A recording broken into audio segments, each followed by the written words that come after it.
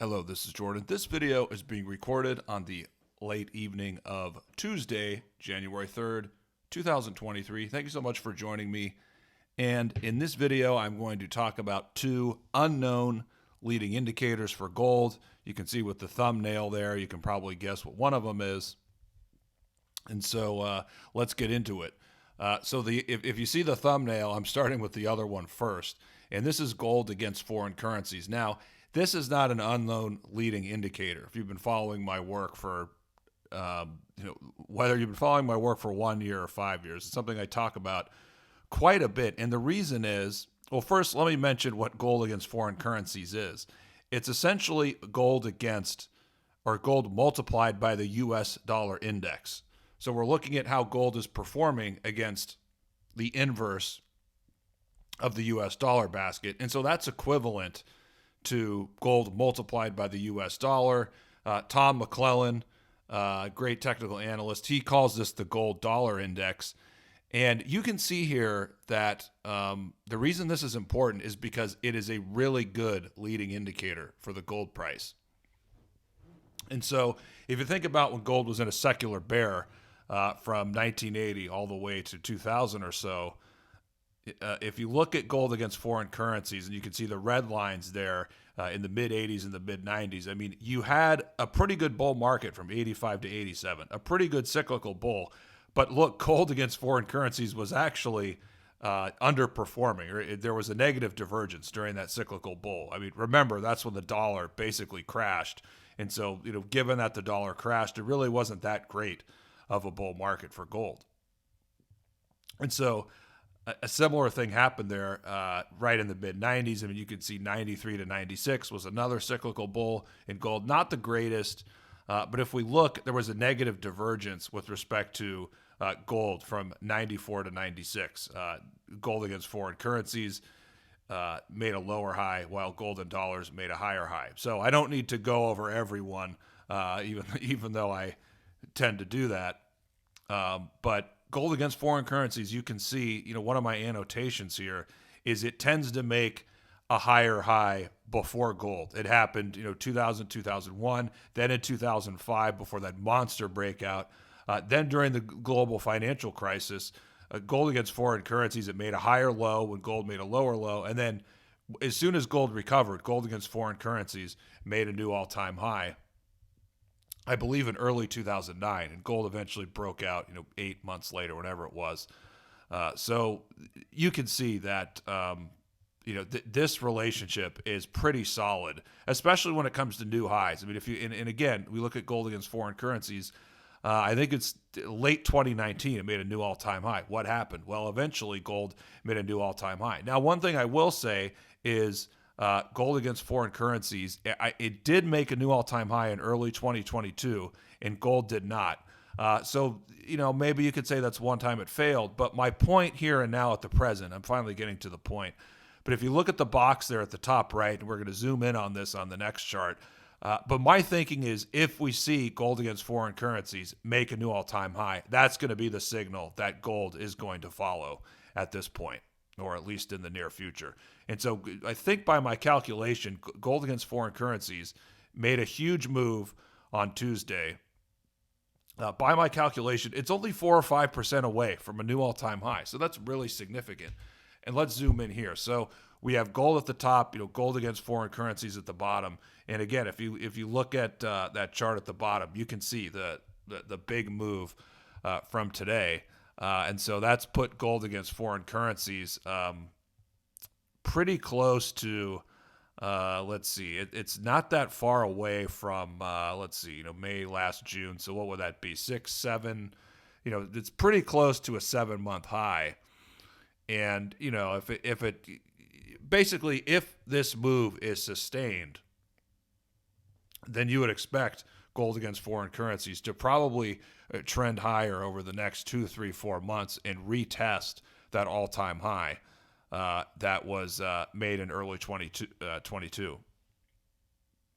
And note, if you just look at that's a 200-day moving average there. You can see with the arrows, it's been bouncing, holding above the 200-day there over the last couple months. And so big move today. And again, this is really significant. You had a big move in the dollar and a big move in gold at the same time. Now, as long as it's not a one-day wonder, then we can probably expect that this leading indicator will continue to strengthen. But to sum it up, before I get into platinum, the real key is gold against foreign currencies making a new all-time high. So if it takes out that high that it made at the very beginning of March 2022, that's going to be a really bullish signal for gold. And I mean, the sector as a whole. It's a really bullish signal because history shows us if that happens, gold is probably going to follow suit at some point over the months ahead after that happens. Okay, getting into platinum now. This is a chart from Nick Laird at sharelinks.com. He has great gold charts, and I would have constructed this one a little bit differently, but this is the best that I could find. If you're looking at, okay, so at the bottom, you have platinum and gold. You have platinum in black, gold in gold or yellow, whatever it is. And then at the top, the red, that's what we want to look at. The red is platinum divided by gold. The blue is the inverse. And so at a couple of the really significant bottoms for precious metals, platinum actually led gold. And so I'm going to show more. Well, the next chart I think is a little more clear. But in this chart, the data here goes back to 1970, which is great. And so we're looking at that low. Remember that low in gold, made the huge move in the early 70s. Then it had the 45% correction. The low is August 1976. Every gold investor who's done a little bit of research, they know August 1976. But if we're looking at the platinum to gold ratio there in red, that ratio bottomed at the beginning of 1975. So so what that tells us is platinum bottomed before gold did. Platinum bottomed sometime before gold did in August of 1976. And look, we see the same thing around the turn of the century. And this was a really strong positive divergence from platinum, because platinum actually bottomed. I mean, we'll get a better look in the next chart. But so gold, and by the way, those vertical lines, that shows when gold bottomed. So the platinum against gold ratio, that actually bottomed in 1990, 96 or 97, something like that. And so platinum, and look at the arrow there in the early 2000s. So platinum made a big move higher as gold was trying to or completing its double bottom. So that was some huge leadership from platinum. So those are two. I mean, the signal around 2000, that was really, really significant. I mean, that, the longer something was in effect, and the larger the divergence became after 2000, that's really, really significant. But I don't want to downplay what happened in 1976, nor do I want to downplay what's happening right now. And so in this chart, we have gold at the top, platinum in the middle. And at the bottom, we have, again, the platinum divided by gold ratio. And so this chart goes back to 1997, and the blue arrows, the two blue arrows there, they show where platinum bottomed, whereas the vertical lines, the blue vertical lines, those show where gold bottomed. So if we're just looking at the blue arrows, you can see platinum actually bottomed the end of 98, and we know that gold in price bottomed late 1999. I mean, it did make the double bottom, but so platinum bottomed nearly 12 months before gold did in the late 90s. And then if we look at the ratio, look at how strong platinum was in 2000 into early 2001. So that was some huge outperformance there. That was a tell. Now, we're seeing, at least with respect to the ratio, I want to highlight the platinum against gold ratio.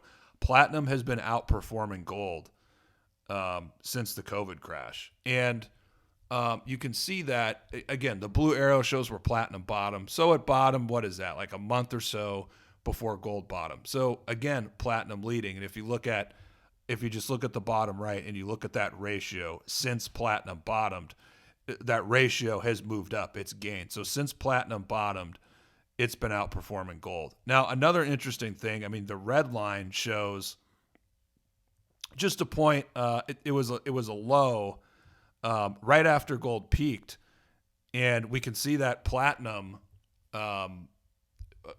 held above that low. You can see the the horizontal blue line there, where platinum recently made the low. We're connecting that to its low at the end of 2020. So platinum held above that low, made a big rally. If we look at, since that point, look at where gold was at that point at the end of 2020. Gold is still below that point. So that speaks to platinum outperforming. Now, this doesn't necessarily mean, you want to be that much more bullish on platinum than gold throughout, because look at what in the early 2000s, look at what happened. I mean, they both had great moves, but platinum peaked in 2008. And if you look at the platinum to gold ratio after 2001, it basically went sideways. So